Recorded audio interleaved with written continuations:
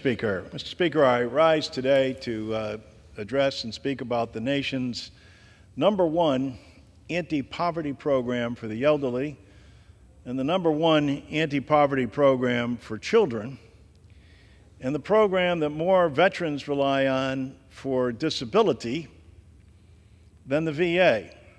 Of course, I'm talking about Social Security. What the public doesn't know, but should, is that Congress hasn't acted to enhance Social Security since 1971. That's 53 years. A lot has transpired and happened over 53 years. And with 10,000 baby boomers a day becoming eligible for Social Security, it's long overdue that Congress acts. We have a proposal. The proposal is called Social Security 2100, and that's exactly what it does. It makes sure that no one can retire into poverty. We have over 5 million Americans who have paid into Social Security and get below poverty level checks. Nobody gets wealthy on Social Security. The average is $18,000 per male, $14,000 per female. And as I said, 5 million of our fellow citizens are getting below poverty level checks on a commitment they made to their government to get the insurance. And that's what we're talking about here, is insurance. Social Security also is one of the most efficient government programs.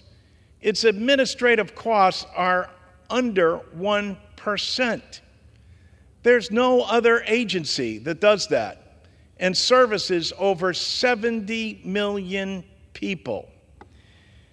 I also like to remind my colleagues on the other side of the aisle that Social Security is important because it impacts your district directly.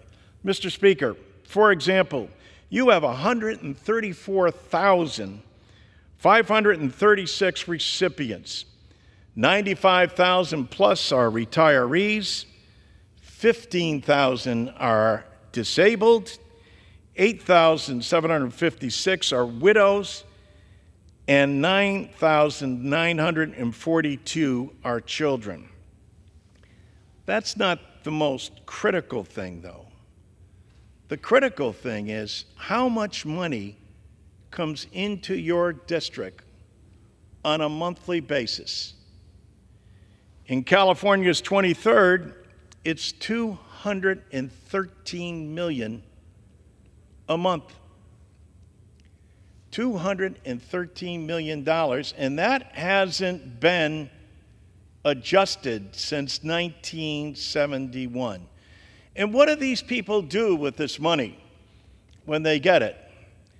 They spend it right back in their district, at the local grocery store, at the local pharmacy, to pay for their heating and cooling, to put gas in their automobiles. It therefore is a direct economic development plan for the people in this nation who need it the most. For more than 40% of Americans, Social Security is the only benefit they have. They don't have benefits like the federal government has or like the United States Congress has. All they have is that very simple policy and a commitment from their government that they would make it actuarially sound. And instead, what they get is doubt and fear, and the fact that the trust fund will be cut 20% now by 2033 if Congress continues to do nothing. It's long overdue.